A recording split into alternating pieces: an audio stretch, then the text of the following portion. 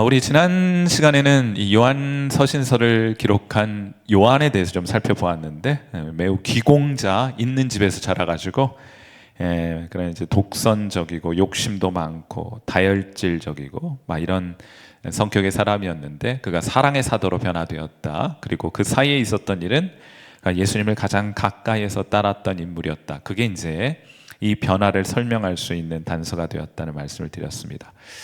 사도 요한이 이제 여러 개의 서신들을 썼는데, 말씀드렸던 것처럼 5권을 쓰잖아요. 요한복음, 요한 1, 2, 3서, 그리고 요한계시록.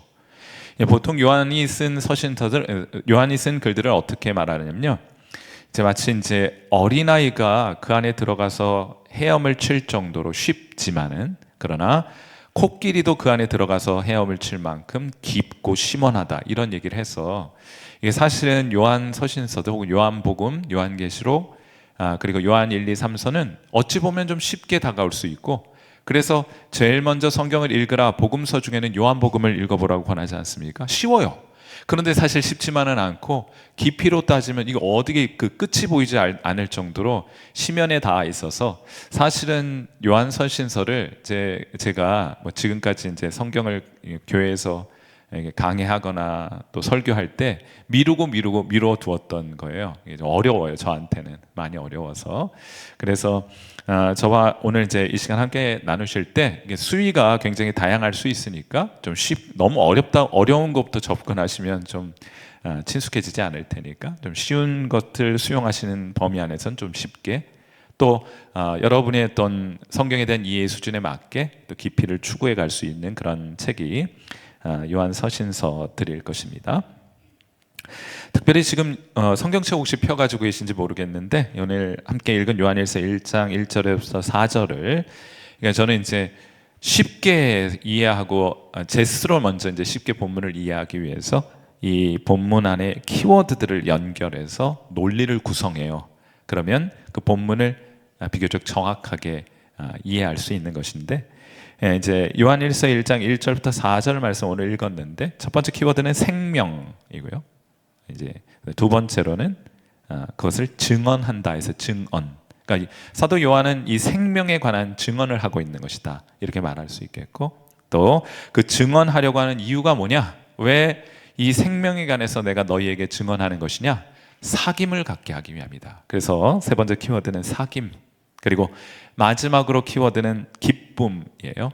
이 사귐 안에 들어오게 될 때, 그 하나님과 사귐을 누리고, 그렇게 하나님과 사귐을 누리는 공동체 안에 머물게 될 때 기쁨이 경험된다.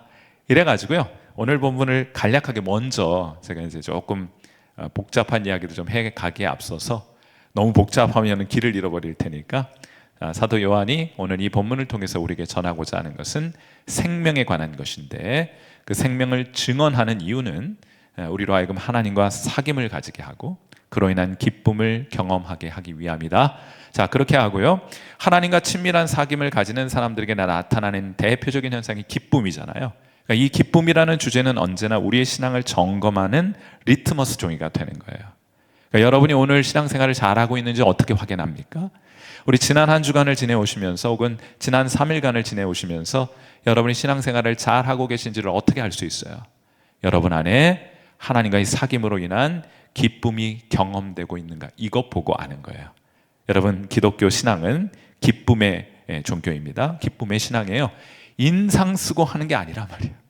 그래서 언제든 제가 기회가 될 때마다 성도의 가장 두드러진 특징은 기쁨입니다. 이 기쁨은 뭐가 우리 주변에 잘 되고 있기 때문에, 세상적인 형통함이 경험되기 때문에, 뭘 많이 얻었기 때문에, 많이 높이 올랐기 때문에 경험되는 기쁨이 아니라 세상의 기쁨이라고 하는 것이고, 되는 일이 하나도 없는 것 같아요. 그럼에도 불구하고 우리 심령 안에 경험되는, 우리 심령 안에 머물고 있는, 우리 심령 안에 만져지는 실제가 있어요. 그 기쁨의 실제를 추구하는 신앙이 기독교 신앙일 것이라고 생각합니다. 해서 여러분들이 되는 일 되게 없죠, 그죠? 되는 일 되게 없다 그러잖아요, 그죠? 여러분 주변에 되는 일 하나도 없을지도 몰라요. 여러분 자녀들이나 건강이나 재정적인 것이나 여러 되는 일 하나도 없는 것 같은데, 하나님이 주시는 기쁨은 그런 것과 무관하게 경험이 돼요. 그래서 그런 경험들을 맛보게 되면 더 많이 추구하게 될 것이다. 이런 말씀을 먼저 드리고 오늘 본문의 내용들을 살펴보도록 하겠습니다. 자, 이처럼 사도 요한은 예수님과 정말 친밀한, 가장 가까운 거리에서 예수님을 따랐던 인물인데, 자, 이 친밀한 예수님과의 친밀한 사귐 속에서 우리에게 제공되는 메시지는 어떤 것일 것이냐, 되게 기대함이 많이 되잖아요. 그래서 오늘 여러분 나눠드린 유인물이 좀 복잡하고 많은데 제가 좀 가급적이면 좀 이렇게 성큼성큼 속도를 내어서 진행해 보도록 하겠습니다. 1.1번 태초부터 있는 생명의 말씀에 관하여는 이렇게 했는데, 태초부터 계셨으니까 이 세상이 창조되기도 전에 생명의 말씀이 계셨다 해서요, 우리가 이것을 선재하시는 그리스도 이렇게 해요. 그래서 이 세상이 창조되기 전부터 그리스도 계셨다, 생명으로 존재하셨다, 말씀으로 계셨다. 그래서 이제 선재하시는 이런 표현 한번 좀 기억해 두시면 나중에 좀 또 사용이 될 때가 있을 것입니다. 자, 그리스도께서는 태초부터 생명의 말씀으로 계셨는데, 요한복음 1장 1절에는 우리 한번 같이 한번 읽어볼까요? 요한복음 1장 1절, 태초에 말씀이 계시니라, 이 말씀이 하나님과 함께 계셨으니 이 말씀은 곧 하나님이시니라.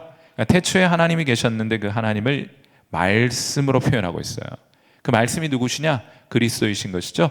왜 말씀인 것이냐? 묵상을 많이 해보실 수 있겠는데, 하나님께서 특별히 다양한 비유로 선재하신 그리스도를, 이 세상이 창조되기 전에 하나님을 다양한 비유로 설명할 수 있지만은 왜 말씀으로 비유하셨을까?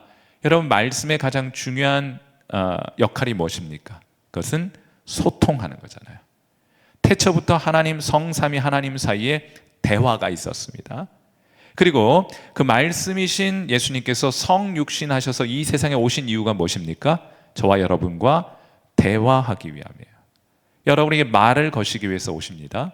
그리고 그것은 지금도 마찬가지셔서 예배를 드릴 때나 찬양을 할 때나 기도할 때, 또 여러분이 개인적으로 길을 홀로 있을 시간에 하나님께서 여러분에게 말을 걸어오신다.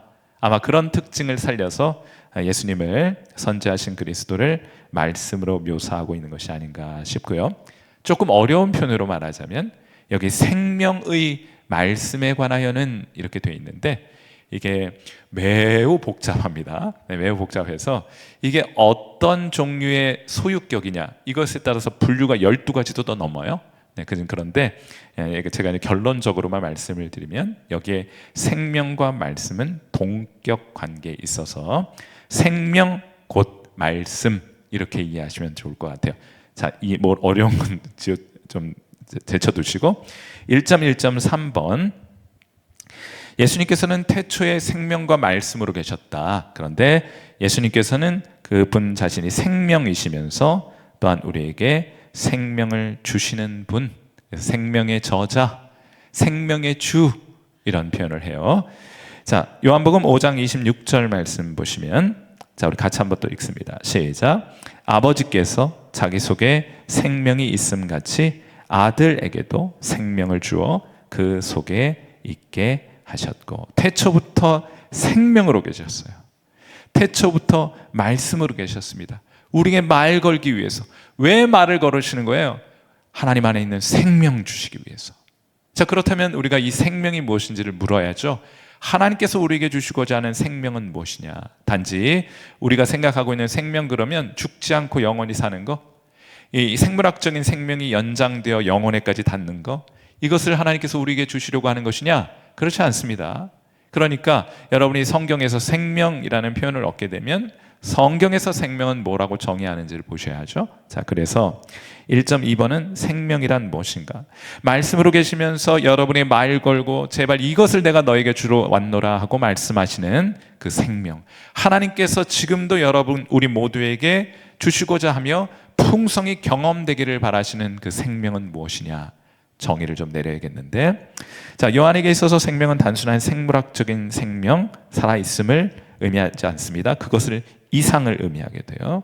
그러니까 천국 가서 영생을 누린다는 것은 물론 영원히 사는 게 포함이 되지만은 그게 본질은 아니에요.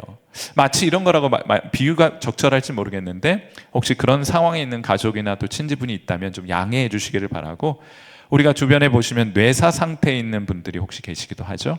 안타까운 사고를 만나가지고 뇌사 상태에 있는데, 뇌사 상태에 있는 것은 생물학적인 생명은 연장되고 있잖아요. 그러나 사람으로서 맺을 수 있는 혹은 사람으로서 할 수 있는 그 모든 것들은 할 수 없는 상태에 놓여 있는 것이잖아요. 그러니까 하나님께서 우리에게 주시고자 하는 것은 그냥 생명만 연장되는 영적인 뇌사 상태의 생명을 우리에게 주시려고 하는 것이 아니다. 그러면 하나님께서 우리에게 주시려고 하는 생명은 무엇이냐? 그것을 일부러 구별하시기 위해서 오늘 본문 요한 1장 2절에는 영원한 생명이라는 표현을 쓰신 거예요. 영원한 생명, 그 영생이잖아요. 그리고 요한복음 17장 3절에 따르면 영생을 이렇게 정의합니다. 하나님 이걸 주시고자 하는 거예요. 하나님 우리에게 주시고자 하는 생명이 무엇이냐? 자, 우리 요한복음 17장 3절 말씀 같이 읽습니다. 시작. 영생은 곧 유일하신 참 하나님과 그가 보내신 자 예수 그리스도를 아는 것이니이다. 아멘. 하나님이 저와 여러분에게 주시고자 하는 생명은 무엇이냐? 하나님을 아는 지식을 우리에게 허락하기를 원하시는 거예요.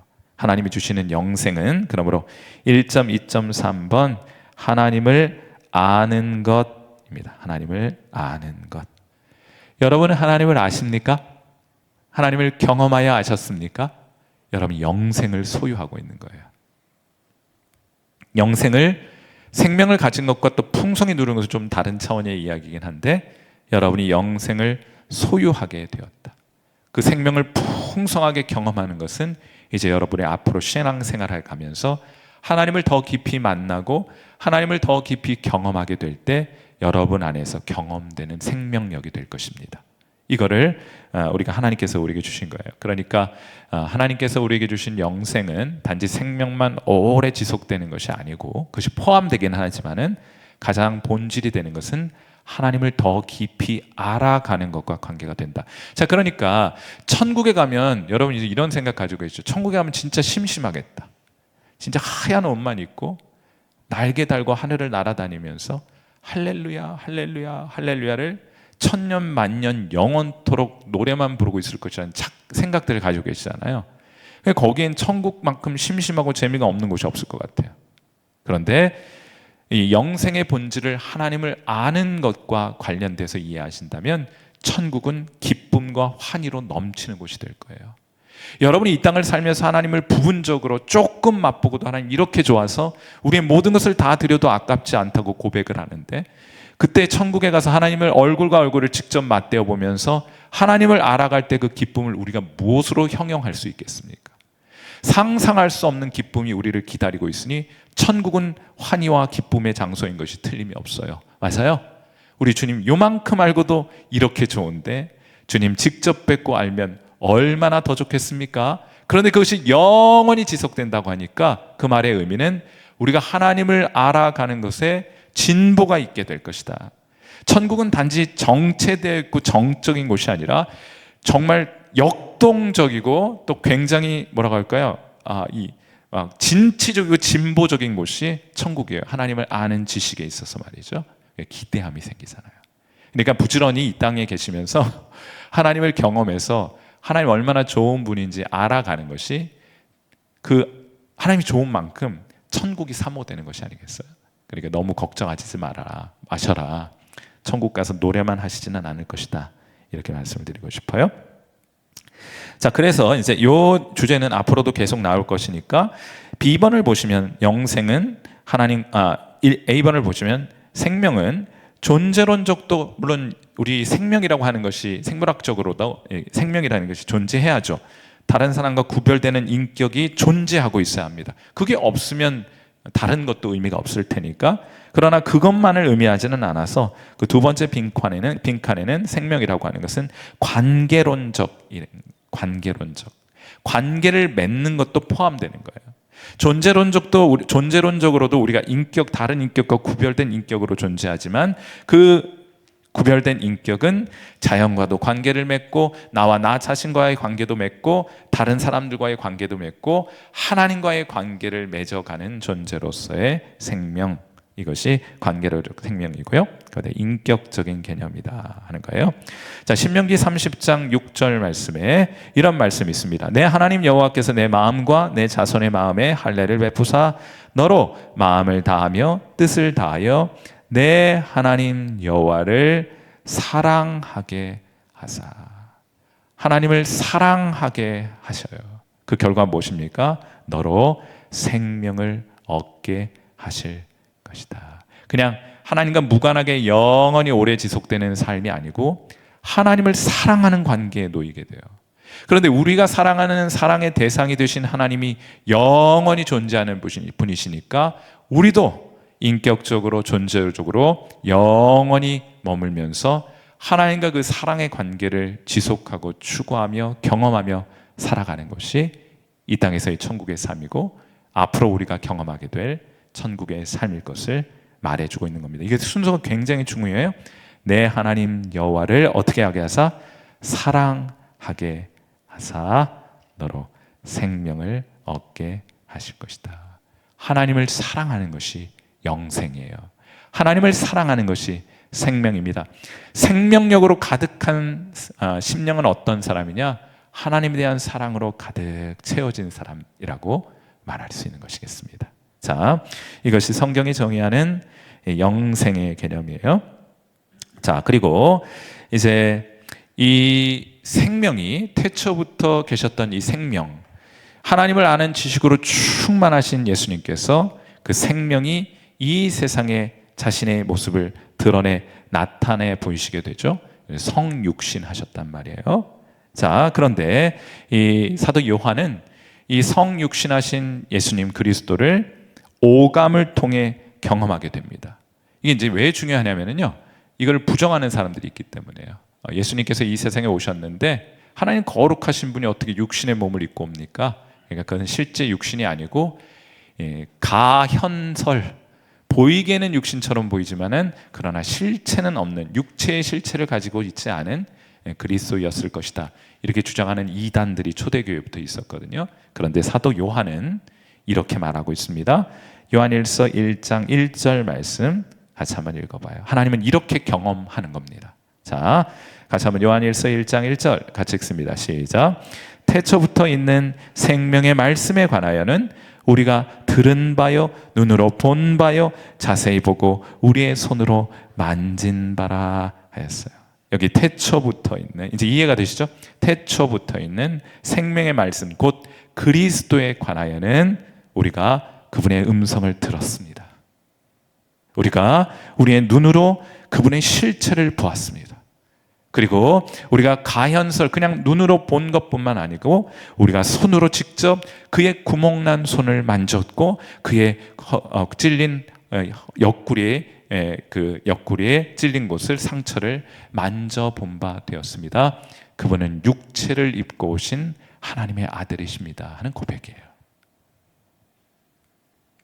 이거 사실은 놀라운 고백입니다. 우리가 이제 교회에서 주님의 음성을 듣고 주님의 형상을 보고 또 주님의 구멍난 손을 만져보았다, 이런 내용들을 많이 들어서 여러분들 이거 너무 일상적으로 알고 계신데, 초월하신 하나님을 듣고 보고 만진다는 것은 역사일에 그런 유래가 있는 종교가 없어요. 어찌 보면 기독교가 거의 유일한 종교가 아닐까 싶습니다. 그처럼 하나님과 친밀한 관계 속에 머물 수 있다는 것을 상징해주고 말해주는 거예요. 예컨대 이제 하나님의 초월상이라고 그래요. 그러니까 하나님 너무나 거룩하신 분이셔서 우리 같은 죄인인 인간이 하나님께 어떻게 근접할 수가 있겠습니까 하는 생각을 가지고 있는 것이 있는데, 우리가 보통 초월성이라고 해요. 하나님의 초월성.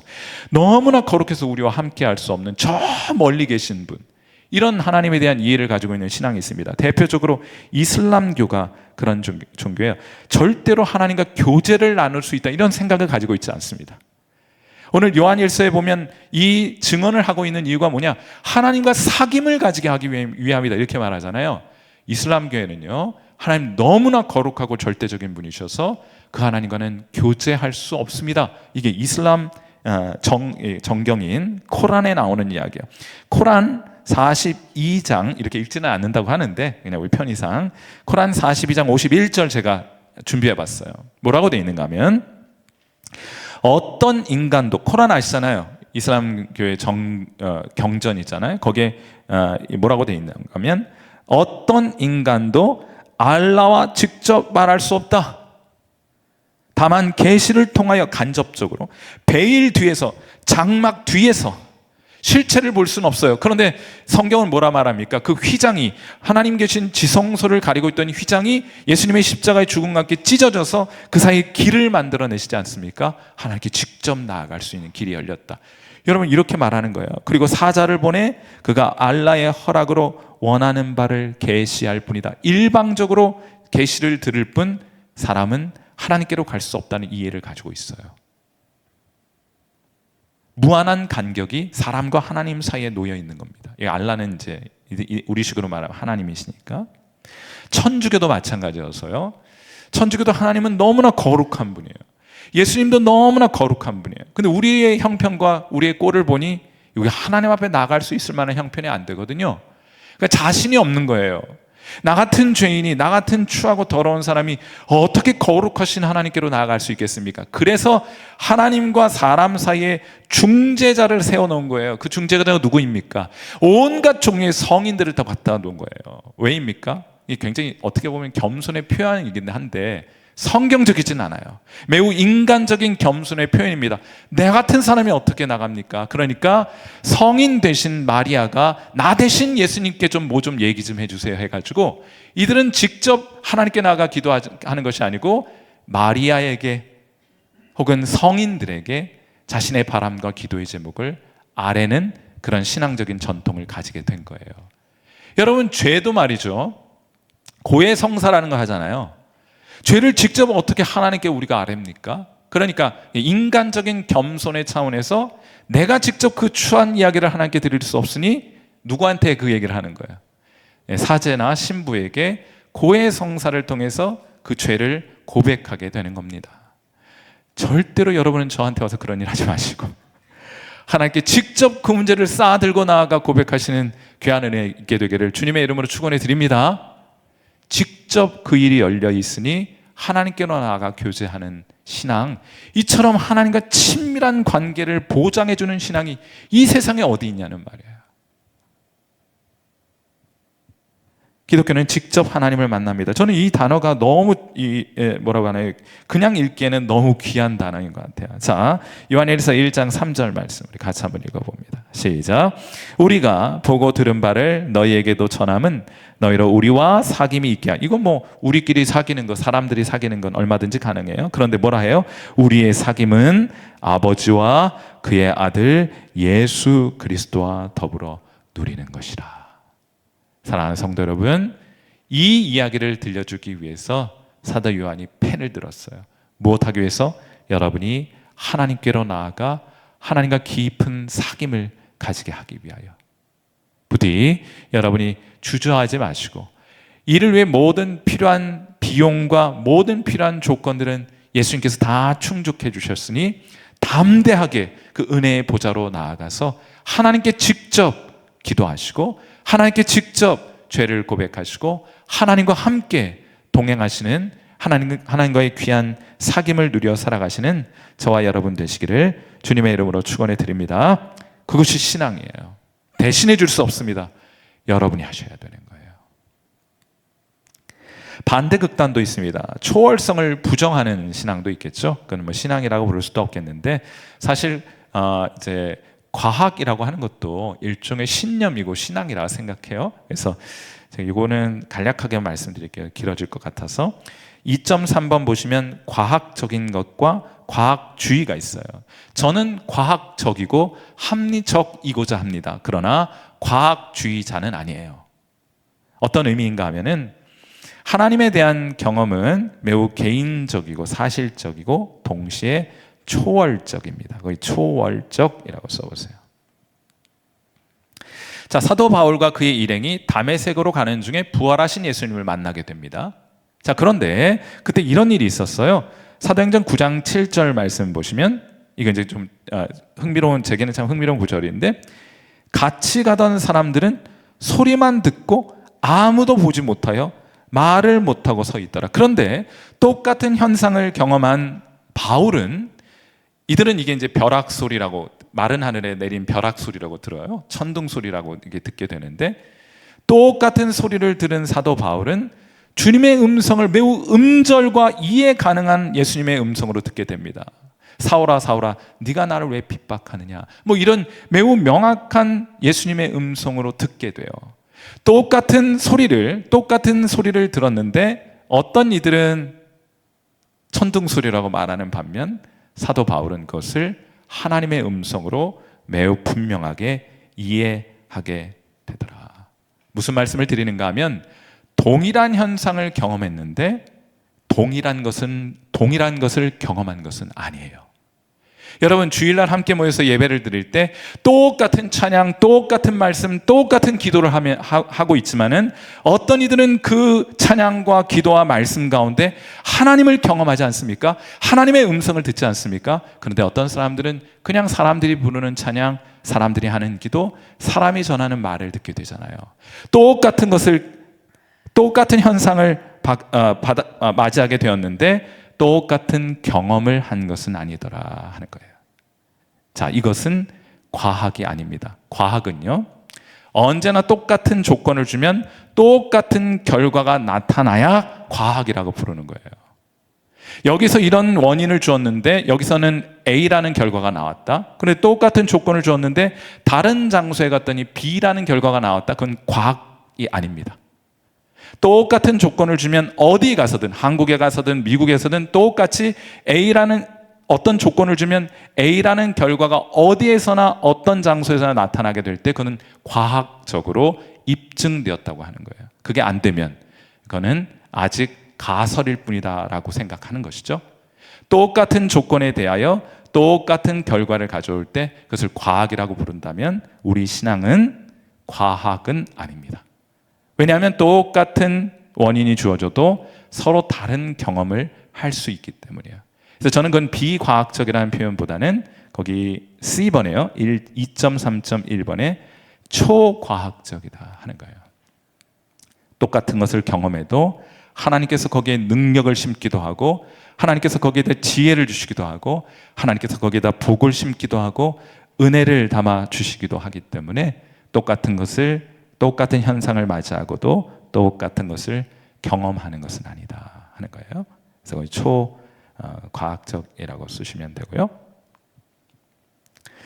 자, 2.3.3번에 그러나 과학에는 어떤 전제 조건이 가정되어 있다. 그래서 이제 여러 가지 이야기가 있는데 다 생략하고, 예를 들면은 진화론이라고 이제 많이 얘기하잖아요. 진화론하는데 그게 사실은 저는 창조론 믿기가 훨씬 진화론 믿기보다 쉽습니다. 왜냐하면 창조론은 굉장히 과학적인 것 같기도 하죠. 근데 그거는요, 과학은 아니에요. 왜냐하면 그 실험은 2번 다시 반복할 수 있는 시험이 아니기 때문입니다. 말씀드렸던 것처럼 과학이라는 것은 여러 차례 실험을 거쳐서 A라는 조건이 주어졌을 때 반드시 B라는 결과가 어디에서나 실험을 할 때마다 나타날 때 그것을 과학이라 부르거든요. 그런데 진화론이라고 하는 것은 인류 역사상 딱 한 번만 발생했던 사건이라는 것을 전제하는 거예요. 2번 다시 그런 일은 일어나지 않습니다. 맞지 않습니까? 저는 믿어지지가 않아요. 그건 저에게는 과학적으로 수용되지 않습니다. 게다가 설명될 수 없는 간격을 설명하는 전제가 있어요. 그게 뭔가 하면 무한한 시간을 대입하는 거예요. 어떻게 아무것도 없는 질소와 수소가 단세포 생물이 될 수 있느냐? 어떻게 그게 가능한 거예요? 거기다 어떻게 가능합니까? 무한한 시간을 가져다 집어 던져 놓으면 질소와 수소에서 무기물이 태어나는 것은 이 단세포 생물이 나타나게 되는 거예요. 난 그거보다 하나님이 천지 창조하는 게 훨씬 쉽게 이해돼요. 그렇지 않습니까? 네.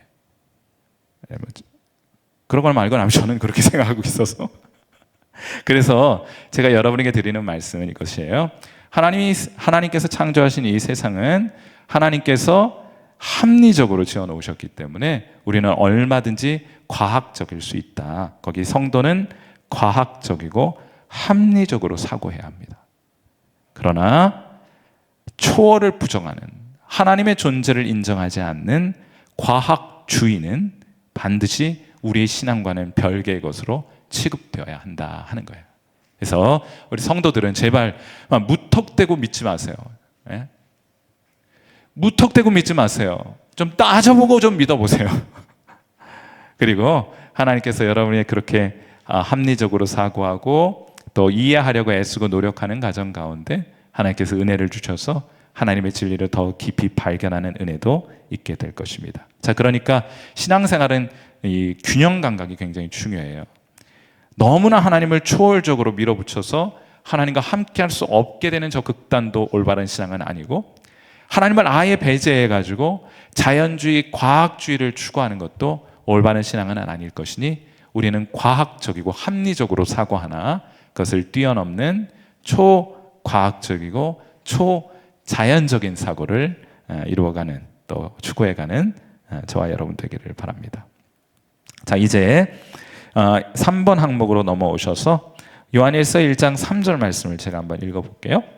우리가 보고 들은 바를 너희에게도 전함은 너희로 우리와 사귐이 있게 하려 함이니 우리의 사귐은 아버지와 그의 아들 예수 그리스도와 더불어 누림이라 해요. 여기 우리라고 하는 것은 사도 요한과 함께 있는 신앙 공동체이겠죠. 자, 여기에 사도적 우리 이렇게 불러요. 여기 우리는. 그래서 사도가 누구인가? 초대교회에 이제 가룟 유다가 예수님을 배신하고 스스로 자결하여 12명의 제자 가운데 한 명의 결혼이 발생했을 때 초대교회는 사도를 선출하게 됩니다. 그때 기준이 있었어요. 자, 어떤 기준이었는가? 사도행전 1장 21절과 22절 말씀을 보세요. 같이 한번 읽겠습니다. 시작. 이러함으로 요한의 침례로부터 우리 가운데에서 올려져 가신 날까지 주 예수께서 우리 가운데 출입하실 때 항상 우리와 함께 다니던 사람 중에 하나를 세워 우리와 더불어 예수께서 부활하심을 증언할 사람이 되게 하여야 하리라 하거늘. 아멘. 언제부터? 침례 요한으로부터 침례 받으신 순간부터 예수님과 함께하여 예수님과 함께 동행하며 그분이 가르쳤던 말씀과 그분이 행했던 이적과 사역들을 눈으로 직접 목격하고 주님의 죽으심과 부활하심을 목격한 사람 중에 한 사람을 사도로 세워야 한다 하는 결론에 도달하게 돼요. 사도는 그러므로 아무나 사도이지 않습니다. 사도는 매우 특별한 경험을 가진 사람들을 사도라고 부르게 되는데, 어떤 경험이에요? 예수님의 전 생애를 가까이에서 경험했을 뿐만 아니라 그분의 죽으심과 부활하심을 목격한 사람. 그래서 거기 3.1.2번에 목격자라고 써요. 목격자. 여러분은 예수님께서 이 땅 가운데 지상을, 팔레스타인 땅을 거니시면서 가르치고 기적을 행하시는 것을 보셨습니까? 보셨습니까? 여러분은 절대로 사도일 수 없습니다. 그러므로 열등하다고 그런 표현을 드리는 게 아니고, 성경이 제시하는 사도의 기준에 충족하지 못하므로 저와 여러분은 죽었다 깨어나도 사도일 수 없는 거예요. 그들은 예수님을 직접 목격한 목격자입니다. 그리고 요즘 신사도주의라는 것들이 있어요. 신사도주의. 하나님으로부터 직접 계시를 받는 사람들, 뭐 이런 뜻이에요. 굉장히 거룩해 보이기도 하고 우리보다 훨씬 더 다른 세계에 속한, 영적으로 아주 고차원적에 속한 사람이라고 생각할 수 있습니다. 그러나 그들이 설령 그런 거룩한 삶과 그런 아주 특별한 영적인 은혜를 누리며 살아가는 것을 인정한다 할지라도 그들은 절대로 사도일 수 없습니다. 맞습니까? 여기에 함정과 여기에 위험 요소가 있는 거예요.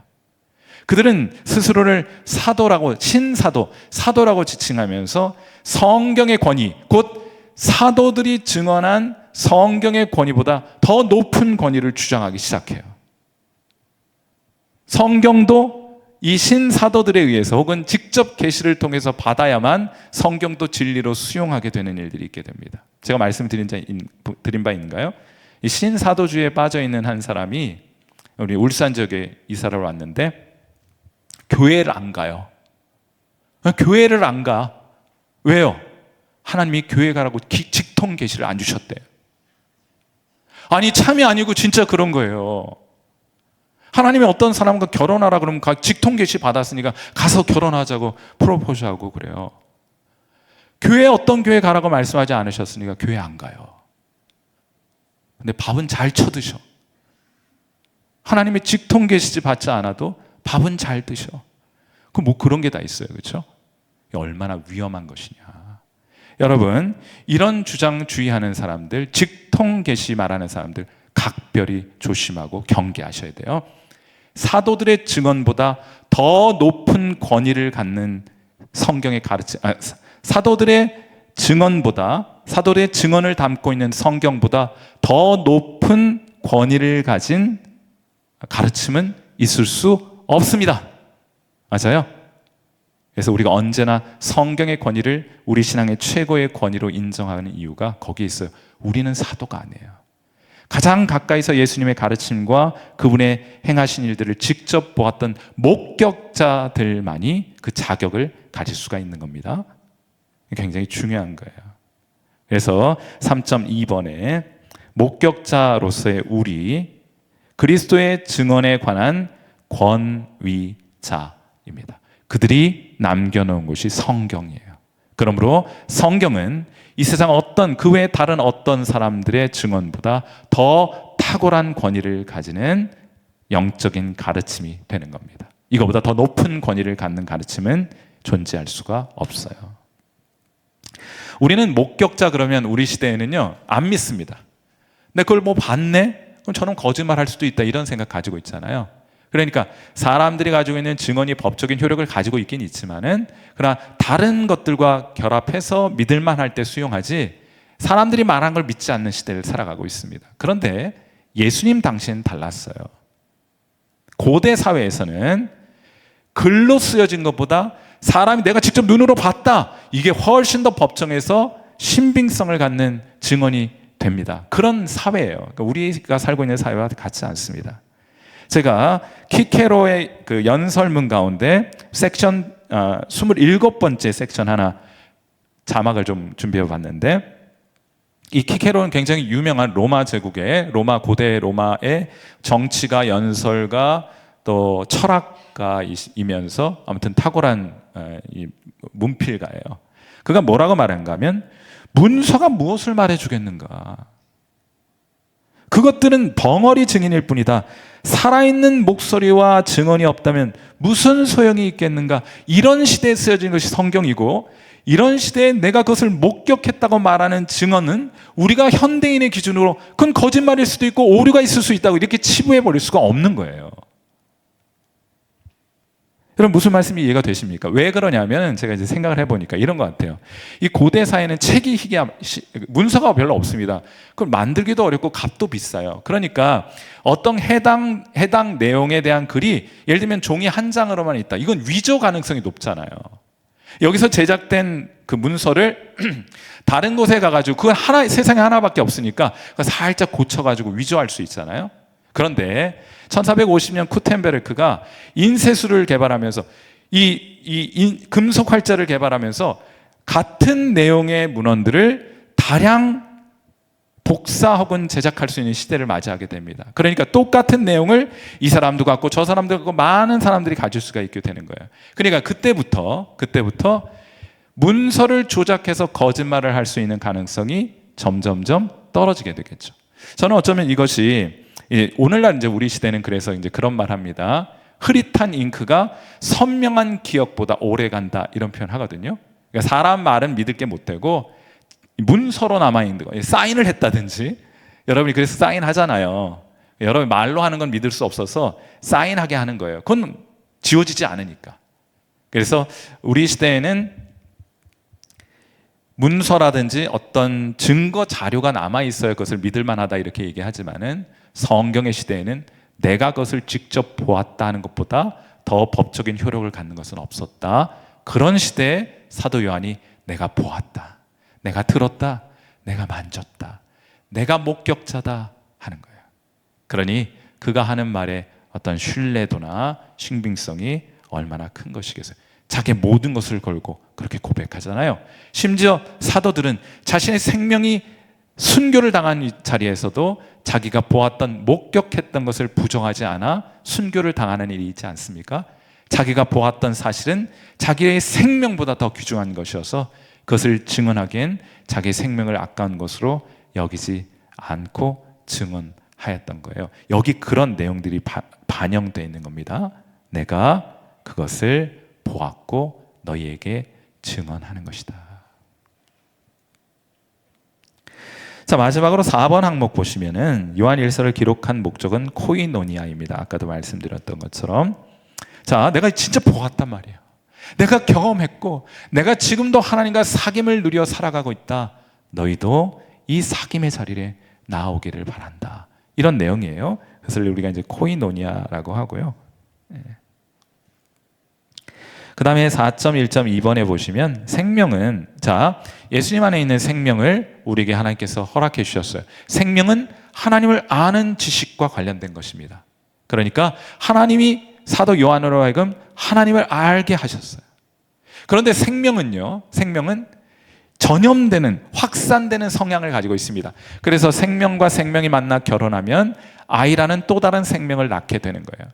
하나님께서 창세기 1장 28절에 너희는 생육하고 번성하여 땅에 충만하라 말씀하잖아요. 생명은 번성합니다. 생명은 확산되는 성질을 가지고 있어요. 자, 그래서 사도 요한이 하나님을 만나 사귀니 너무 좋은데 이걸 나만 가지고 있지 못해요. 생명은 확산되고 전염시키려는 경향을 갖기 때문입니다. 그래서 편지를 통해서 이 글을 읽고 있는 너희도 나와 같이 하나님과 이 깊은 사귐을 누려 살아가자 하고 초대하고 초청하고 있는 거예요. 4.2번 코이노니아의 기쁨을 충만하게 하기 위함이다. 자, 예수님과 함께하는 것의 가장 두드러진 특징이 뭐라고요?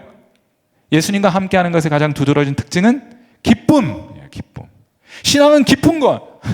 신앙은 좋은 거예요. 억지로 하라 그러면 여러분 교회에서 하는 그 일을 하겠습니까? 여러분 억지로 그걸 누가 시키면은 돈 몇 푼 준다고 그 일을 하라고 하면 여러분 그 일 하겠습니까? 그 굳은 일 하겠습니까? 아니요, 안 해요. 딴 일 하지. 왜 합니까, 여러분? 왜 교회에서 그 굳은 일 마다하지 않고 합니까? 기쁘기 때문이에요. 좋기 때문이에요. 방해하지 마세요. 그러니까 예수님이 태어나셨을 때도 성경은 기뻤다 말하고, 제자들이 예수님과 함께 할 때도 기뻤다 말하고, 예수님 부활하시고 처음으로 그들에게 나타나셨을 때도 기뻤다고 말해요. 자, 그래서 4.2.2번에 기쁨이란 그리스도의 공동체 안에서 경험되는 제가 영적인 실제라는 표현을 쓰기를 좋아해요. 왜냐하면 이게 그냥 느낌적인 느낌을 말하는 게 아니에요. 여기 만져져야 되는 거예요. 실제하고 있는, 하나님이 우리에게 주신 복은 실제하는 복이에요. 영생을 주셨으면 그 하나님의 지식이 우리 안에 실제하고 있어요. 하나님이 평강의 복을 주시면 그 세상 어떤 것도 빼앗아갈 수 없는 실제로 우리 안에 평강이 머물고 있는 거예요. 기쁨도 마찬가지입니다. 그래서 제가 새벽 기도의 자리에서 이 말씀을 준비하면서 이제 마지막으로 그 얘기 하나 하고 기도하면 좋겠는데, 이 기도의 자리에서 제 안에 있는 기쁨의 실제를 다시 한번 이렇게 만져보고, 우리 하나님께서 우리의 심령 안에 성령과 함께 희락을 선물로 주셨는데 하나님 주신 거니까 실제가 있는 거예요. 이 실제를 어떻게 한번 만져보고 어떻게 한번 묘사해 볼까, 가만히 그리스도 안에서 기도하면서 제 안에 주신 그 기쁨을 조물딱? 오물딱 조물딱? 아무튼 요리조리 만져본 거예요. 그리고 제가 그걸 한번 좀 그와 유사한 것들 좀 기록해 봐서 이렇게 기록했습니다. 여러분 한번 해보세요. 여러분도 이건 성경은 아니고 그냥 제 그 실제에 대한 제 느낌을 적은 것이니까 이건 성경은 아니고 그냥 제 개인적인 주관적인 느낌이겠다 생각하시고, 자, 이렇게 한번 해봤어. 이런 실제를 어떤 유사한 감정으로 어떻게 표현해 볼 수 있을까, 이렇게 했는데, 제가 이렇게 오물딱조물딱 제 안에 있는 하나님 주신 그 기쁨의 실제를 오물딱 조물딱 하면서 그 유사한 감정으로 표현해 보니까 이거 이렇게 좋아요. 좋은 느낌이에요. 아주 좋은 느낌이에요. 그리고 잔잔해요. 그리고 안도감이 느껴져요. 안전감도 경험돼요. 그리고 도도해요. 잔잔하지만 도도하게 흐르는 강물 같아요. 때로는 압도적이에요. 주체할 수 없어요. 요란하진 않아도 괜찮아요. 만족감과 이 기쁨은 많이 유사한 것 같고, 충만함과 또 그 기쁨을 만지작 조물딱 하다 보니 흐뭇해져요. 그리고 뿌듯해요. 자랑하고 싶어요. 숭고해요. 영광스러워요. 이게 짧은 시간에 흥미롭더라고요. 그렇게 오물딱 조물딱 하다 보니까 하나님 우리에게 주신 그 기쁨의 실제를 이렇게도 표현해 볼 수 있겠고 저렇게도 표현해 볼 수 있겠더라고요. 이 기쁨은 마치 여러분 우물물로 성경이 묘사하거든요. 왜냐하면 날마다 샘솟듯 솟아나기 때문에. 우물은 실제가 있잖아요. 그러니까 솟아나죠. 자, 여러분 안에 하나님께서 솟아나도록 허락해 주신 그 구원의 기쁨의 샘물이 어떻게 구약 성도들은 경험했고 묘사했는지 한번 보세요. 이사야서 12장 2절과 3절 말씀입니다. 우리 같이 한번 읽어봅니다. 시작. 보라, 하나님은 나의 구원이시라. 내가 신뢰하고 두려움이 없으리니 주 여호와는 나의 힘이시며 나의 노래시며 나의 구원이심이라. 그러므로 너희가 기쁨으로 구원의 우물들에서 물을 기르리로다. 아멘. 날마다 기쁨을 경험하며 살아가라고 우리에게 도전하지 않습니까? 사랑하는 성도 여러분, 여러분 오늘 하루 지내시면서 하나님께서 주신 것 외에 다른 것을 얻기 위해 쫓아다니셨다면, 그것을 주목하며 오늘을 지내셨다면 여러분 안에 기쁨이 하나도 있지 않을 거예요. 지쳐 있을 것입니다. 우울할 거예요. 염려가 될 거고 근심이 될 거예요. 그런데 그런 염려하고 근심까지 가득하지만은 하나님께서 우리에게 주신 구원, 하나님께서 그 구원과 함께 허락해 주신 주의 성령, 그 성령께서 우리 가운데 샘솟듯 솟아나게 하는 기쁨, 그것을 주목해 보는 순간 여러분은 그 기쁨이 다시 회복되고 여러분의 환경을 이길 수 있는 능력이 되어 여러분을 이끌어 가게 되는 놀라운 하나님의 능력이 되는 줄 믿습니다. 사랑하는 성도 여러분, 하나님과의 깊은 사귐 속에 이 신비와 비밀이 담겨 있으니 부지런히 그 기쁨을 추구하며 살아가는 귀한 은혜 있게 되기를 이 밤 주님의 이름으로 축원해 드립니다. 우리 함께 기도하도록 하죠. 자, 제가 오늘 키워드로 생명, 증언, 사귐, 기쁨, 이 네 개의 키워드를 가지고 여러분 하나님께 기도하세요. 생명을 우리에게 선언하심으로 우리가 듣고 믿어 우리 마음속에 간직하게 되었으니 하나님 우리로 하나님과 더 깊은 사귐을 누리게 하시고 하나님이 주시는 기쁨을 더욱더 충만히 경험케 하옵소서. 우리 그런 마음 담아서 오직 하나님만 주실 수 있는 기쁨이니 하나님께 달라 간구하는 기도로 이 시간 함께 나아가 기도합니다. 기도하겠습니다.